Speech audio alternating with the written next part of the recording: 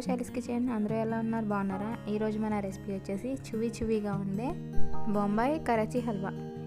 ఒకసారి తప్పకుండా ట్రై చేసి చూడండి. టేస్ట్ అయితే చాలా బాగుంది. నోట్లో అతుక్కుంటూ చాలా ఈజీగా అయిపోతుందండి. నాకు 15 నిమిషాల కన్నా తక్కువే టైం పట్టింది ఈ ప్రాసెస్ అంతా చేయడానికి. ఈ వీడియోని పూర్తిగా చూసేసి మీకు కనుక నచ్చితే తప్పకుండా ట్రై చేసి ఎలా వచ్చిందో నాకు కామెంట్ చేయండి. రెసిపీ స్టార్ట్ చేసేద్దాం. ముందుగా ఒక బౌల్ తీసుకున్నానండి. కొంచెం లోతుగా ఉండేది తీసుకోండి. ఇప్పుడు 1 కప్పు కార్న్ఫ్లోర్ తీసుకుంటున్నాను. మీకు ఎంత క్వాంటిటీ కావాలంటే అంత తీసుకోండి. ఒకసారి ఇలా కలిపేసి ఇక్కడ మనం ఏ కప్తో కార్న్ఫ్లోర్ తీసుకున్నామో అదే కప్తో 2 కప్స్ వాటర్ తీసుకోవాలండి. ఇక్కడ ముందుగా 1 కప్పు వాటర్ వేసి ఇక్కడ ఎయిర్ బబుల్స్ ఏమీ లేకుండా కలుపుకోవాలి. ఒకసారి మొత్తం కలిసిపోయేలాగా బాగా కలిపేసుకోవాలి. మీ దగ్గర విస్కర్ లాంటిది ఏమన్నా ఉంటే దాంతో కూడా కలుపుకోండి. నేను ఇక్కడ స్పూన్తో కలుపుతున్నాను. ఎక్కడ బబుల్స్ అనేవి లేకుండా ఈ కార్న్ఫ్లోర్ని మొత్తం ఇలా కలిపేసుకోవాలి. చూస్తున్నారు కదా, ఎలాంటి బబుల్స్ ఉండకూడదండి. ఇలా మొత్తం కలిపేసుకుని ఇప్పుడు మరో కప్పు వాటర్ వేసేసి మళ్ళీ ఇంకోసారి బాగా కలిపేసుకోవాలి. ఇలా కలుపుకొని పక్కన పెట్టేసుకోవాలండి. మనం ఏ కప్తో అయితే కార్న్ఫ్లోర్ తీసుకున్నామో అదే కప్తో షుగర్ కూడా తీసుకోవాలండి. నేను ఈ కప్తో 2 కప్స్ షుగర్ తీసేసుకుని ఈ కప్లో వేసుకున్నాను. ఇప్పుడు అడుగు మందంగా ఉండే ఒక ప్యాన్ తీసుకొని ఆ షుగర్ని దాంట్లో వేసేసి ఇప్పుడు నేను షుగర్ తీసుకున్న కప్లో ఒక 1/2 కప్పు వాటర్ వేసాను. పావు చాలండి, మరి ఎక్కువ అవసరం లేదు. ఈ షుగర్ మొత్తం బాగా మెల్ట్ అయిపోయేంత వరకు ఇలా కలుపుకుంటూ కరగనివ్వాలి. ఇలా కలపాలండి, లేకపోతే వాటర్ తక్కువ వేసాం కదా గడ్డలాగా అయిపోతాయి షుగరు. ఇలా షుగర్ మొత్తం కరిగిపోయేంత వరకు బాగా కలుపుకుంటూనే ఉండాలండి. దీనికి తీగ పాకం అలాంటివి ఏం అవసరం లేదండి. ఈ షుగర్ మొత్తం బాగా కరిగిపోయాక మనం కలిపి పెట్టుకున్న కార్న్ఫ్లోర్ వాటర్ని ఒకసారి అడుగు పట్టేస్తుంది. గట్టిగా ఒకసారి బాగా కలుపుకొని ఇప్పుడు ఈ వాటర్ని మొత్తం షుగర్లో వేసేసుకోవాలి.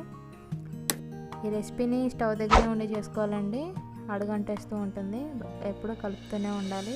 స్టవ్ని మీడియం ఫ్లేమ్లో లేదా లో ఫ్లేమ్లో మాత్రమే పెట్టాలి. మీరు హై ఫ్లేమ్లో పెడితే మాత్రం ఊరికనే అయిపోతుంది, కానీ అడుగంటేస్తుంది బాగా.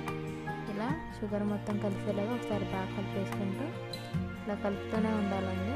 అడుగున లైట్గా పడుతూ వస్తుంది పిండి. ఇలా కలుపుతూ 10 నిమిషాల్లో ఇది చిక్కగా అయిపోతుందండి. కార్న్ఫ్లోర్ చూసారా, వైట్గా కనిపిస్తుంది కదా అక్కడ. ఇది మొత్తం ఇలా కలిసిపోతూ ఉంటుంది. ఇలా అడుగంటకుండా కలుపుతూ ఉండాలి. ఇలా కలుపుకుంటూ 1 టేబుల్ స్పూన్ నెయ్యి వేస్తున్నాము.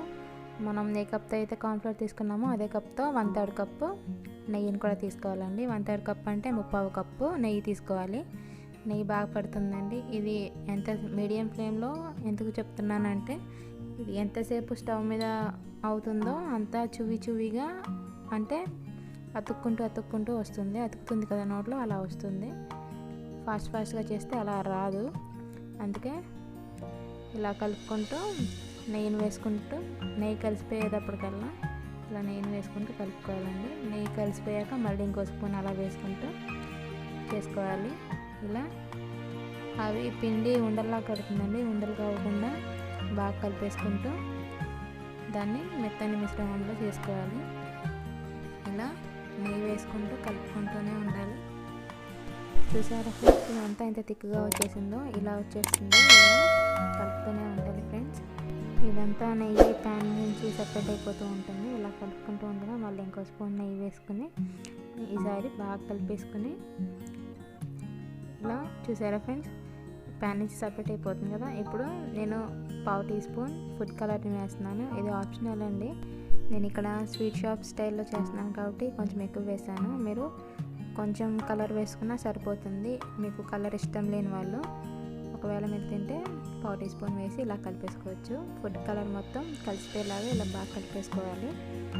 ఈ ప్యాన్కి అంటుకోదండి. చూసారా, అడుగు మందంగా ఉన్న ప్యాన్ మాత్రమే యూజ్ చేయండి. పలుచగా ఉన్నదైతే అంటుకుపోతుంది ప్యాన్కి. ఇప్పుడు ఇందులో మళ్ళీ 1 టేబుల్ స్పూన్ నెయ్యిని వేసి నెయ్యి మొత్తం బాగా కలిసిపోయేలాగా బాగా కలిపేసుకోవాలి. ఇప్పుడు సన్నగా కట్ చేసి పెట్టుకున్న జీడిపప్పు ముక్కలు కూడా వేస్తున్నాను. నేను ఇక్కడ 10 తీసుకున్నానండి. మీరు కావాలంటే బాదం పిస్తా కూడా వేసుకోవచ్చు, ఆప్షనల్ ఇవి.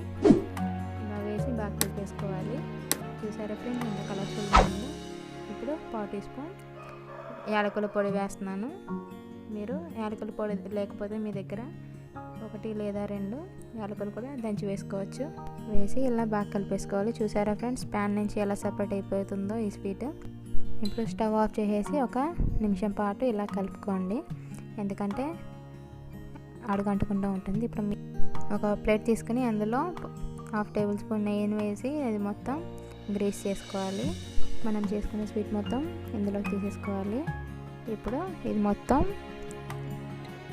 ప్లేట్ మొత్తం ఒక లెవెల్లో వచ్చేటట్టు గట్టిగా ప్రెస్ చేస్తూ మొత్తం అంతా స్ప్రెడ్ చేసుకోవాలి. ఈ ప్లేట్కి ఇలా గట్టిగా ప్రెస్ చేస్తూ చేయాలండి, లేకపోతే అది లైట్గా పైపైన ఉంటుంది. ఇలా మొత్తం ప్రెస్ చేసుకున్నాక ఇప్పుడు సన్నగా తరిగి పెట్టుకున్న బాదం జీడిపప్పు ముక్కల్ని సన్నగా తరిగి వేసానండి.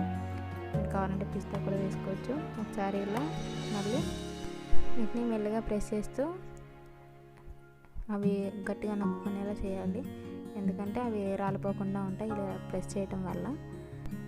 ఇప్పుడు దీన్ని రూమ్ టెంపరేచర్లో ఒక 2 లేదా 3 అవర్స్ పూర్తిగా చల్లారిపోవాలండి. అప్పుడే మనకి పీసెస్ అనేవి కరెక్ట్గా వస్తాయి మనం కట్ చేసుకునేటప్పుడు. చూసారా ఎంత కలర్ఫుల్గా కనిపిస్తుందో. దీన్ని 3 అవర్స్ పాటు ఉంచేసానండి నేను. 3 అవర్స్ తర్వాత మనకి నచ్చిన షేప్లో కట్ చేసుకోవచ్చు. మీరు కావాలంటే డైమండ్ షేప్లో కూడా కట్ చేసుకోవచ్చు. నేను ఇక్కడ మామూలుగా కట్ చేసేస్తున్నాను. ఇలా కట్ చేసుకొని ఒక ప్లేట్లోకి సర్వింగ్ చేసుకోవటమే, అంతే అండి. చూసారా ఫ్రెండ్స్ ఎంత ఈజీగా, చాలా తక్కువ టైంలో మీకు స్వీట్ తినాలనిపిస్తే ఈజీగా చేసేసుకోవచ్చు. ఈ రెసిపీ కనుక మీకు నచ్చితే తప్పకుండా ట్రై చేసి మీకు ఎలా వచ్చిందో నాకు కామెంట్ చేయండి. ఈ రెసిపీని చేసి మీ ఇంట్లో వాళ్ళకి పెట్టండి. స్వీట్ షాప్లో కొన్నదో లేకపోతే ఇంట్లో చేసిందో అసలు నమ్మలేరు, మిమ్మల్ని బాగా మెచ్చుకుంటారు. టేస్ట్ అయితే చాలా బాగుందండి, అచ్చం స్వీట్ షాప్లో మనం తీసుకునే కరాచీ హల్వా లాగానే. అంతేనండి, ఇవి ఒక 4 రోజుల పాటు నిల్వ ఉంటాయండి. ఫ్రిడ్జ్లో కూడా పెట్టుకోవచ్చు, కావాలంటే 1 వారం వరకు ఉంటాయి. తప్పకుండా ట్రై చేసి నాకు కామెంట్ చేయండి.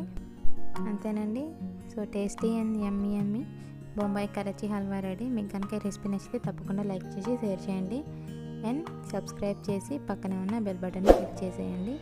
దాని ద్వారా నేను పెట్టే ప్రతి వీడియో మీకు నోటిఫికేషన్లో వస్తుంది. Thanks for watching.